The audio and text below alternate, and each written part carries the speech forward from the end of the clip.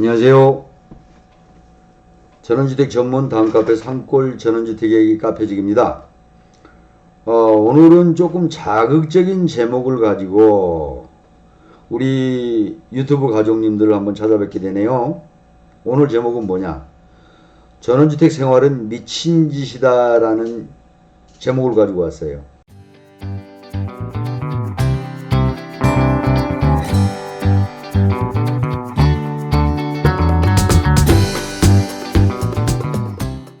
왜 그러냐면은 늦은 나이에 유튜브 방송을 하다가 보니까 저도 배워야 될 것도 많고 유튜브 선배님들 또 젊은 사람들이 유튜브를 운영하는 것도 제가 지금 여러 가지로 많이 유튜브 세상을 많이 여행을 해봤거든요. 그랬더니 제가 관심 있는 분야는 전원주택 생활입니다. 전원주택 생활 쪽으로 한번 쭉 검색을 해봤더니 전원주택의 단점에 대해서 너무 많은 얘기들을 해요. 근데 그 얘기가 대부분 유튜브 방송을 하시는 분들이 약간은 젊은 분들이거든요.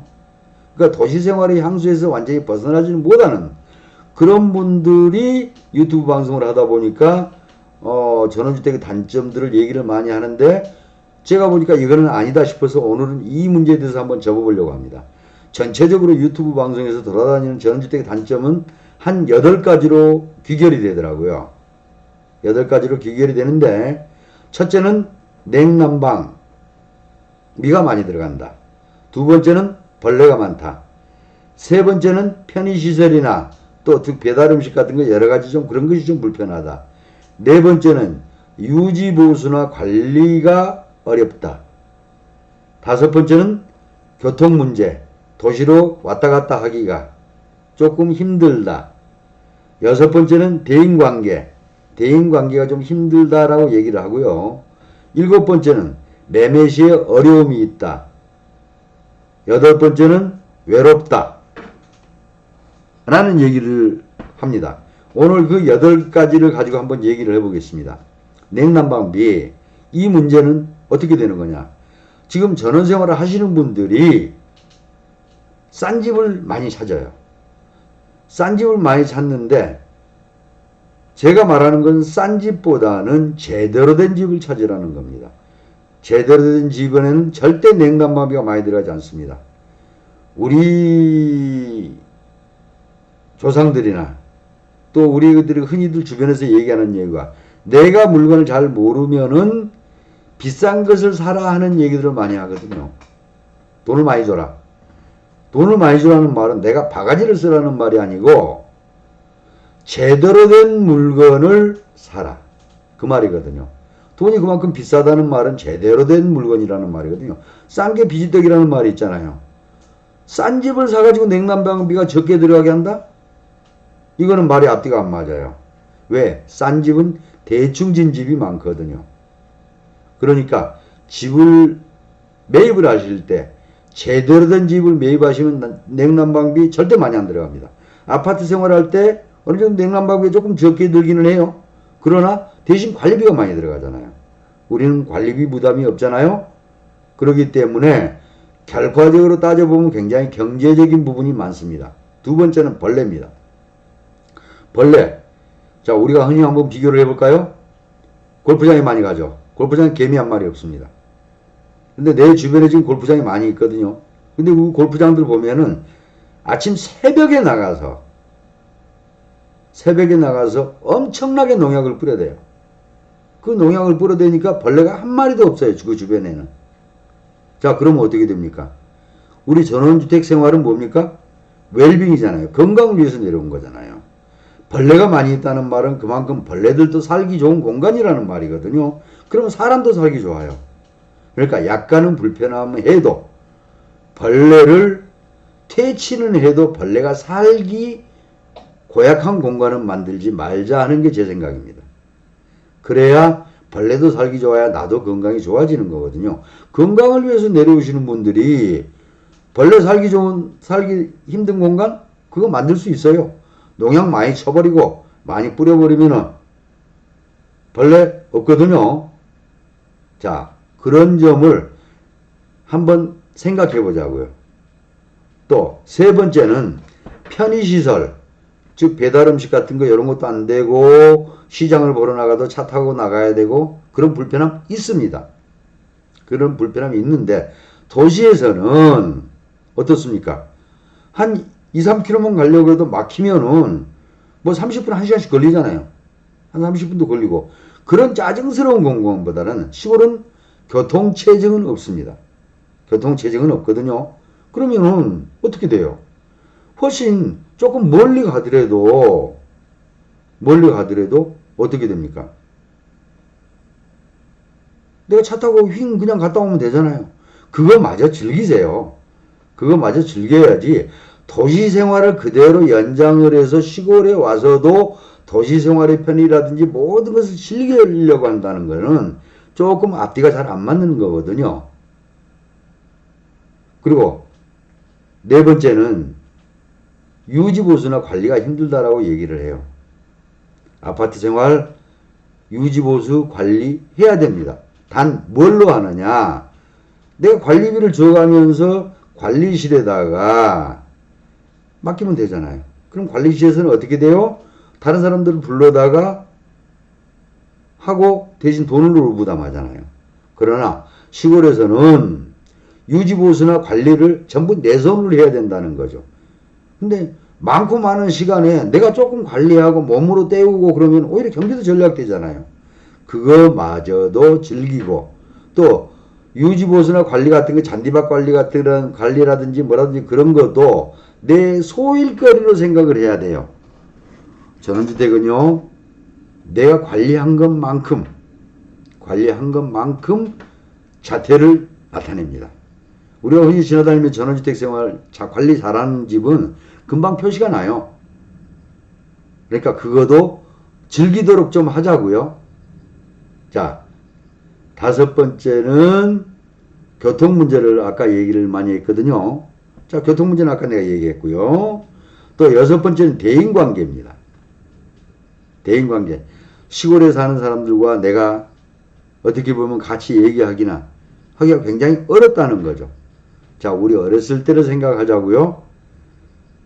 형제간들이 많았잖아요. 뭐 요즘 젊은 세대들은 형제간이 다 한둘이니까 그러니까 핵가족이 되니까 아파트 문 딱 잠고 들어가 버리면 우리 가족만 사니까 주변을 생각할 필요가 없이 나만 생각하면 되거든요. 내 가족만 생각하면 되고. 그러나 시골은 어떻게 해요? 나보다는 우리 서로 공동체적인 생활을 굉장히 많이 하거든요. 그러면서 또 세상에서 살 맛이 나는 거예요. 너무 오랜 세월을 문 잠그고 들어가서 나만의 공간을 가지고 살한 그런 세월보다는 이제는 조금 다른 시각으로 좀 보자고요. 자, 일곱 번째는 매매시의 어려움입니다. 매매시, 내가 살다가 매매하려니까 어렵더라. 그건 내가 매입할 때 잘못된 것이 굉장히 많아요. 왜 그러느냐?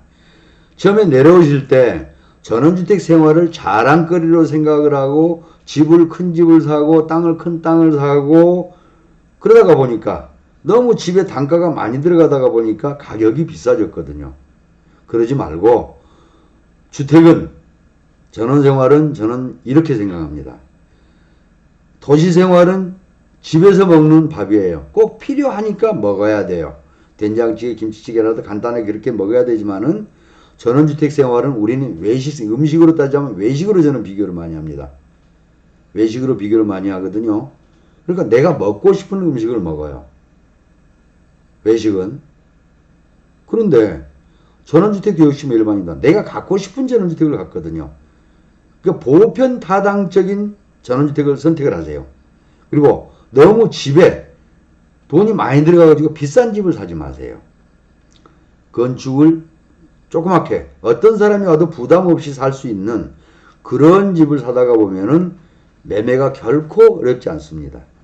결코 어렵지 않거든요. 항상 제가 전원주택 투자의 기본 개념을 어떻게 생각하느냐?